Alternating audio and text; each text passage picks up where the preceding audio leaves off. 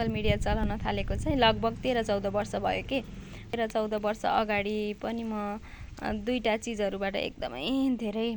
एकदम राम्रो लागेको दुईटा चिजहरू एउटा फेसबुक पेजमा अम्बिका अर्याल उहाँले चाहिँ मन छुने लाइनहरू लेखेर चाहिँ सबैको मन जित्नु भएको थियो अनि अर्को चाहिँ युट्युबमा एमी फुडबाट नि म एकदमै धेरै आकर्षण भएको थिएँ के उहाँहरूको कुकिङ भिडियोहरू म पनि ठुलो भएर यस्तै बन्छु यस्तै पकाएको भिडियोहरू राख्छु भन्थे उहाँहरू जस्तो त म हुन सकिनँ अनि अम्बिका अर्याल पनि मलाई एकदमै मनपर्ने के कस्तो राम्रो राम्रो कुराहरू लेख्नुहुन्थ्यो उहाँले फेसबुकमा मन छुने लाइनहरू लेख्नुहुन्थ्यो अनि म पनि ठुलो भएर यस्तै लेखेर म पनि भाइरल हुन्छु अनि एमी फुडको दिदीले जस्तै पकाएर भाइरल हुन्छु भनेर सोच्थेँ अनि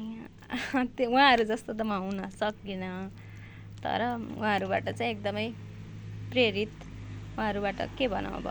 त्यसलाई आकर्षण भएको थियो कि मलाई उहाँहरूको दुईटा भिडियोहरूबाट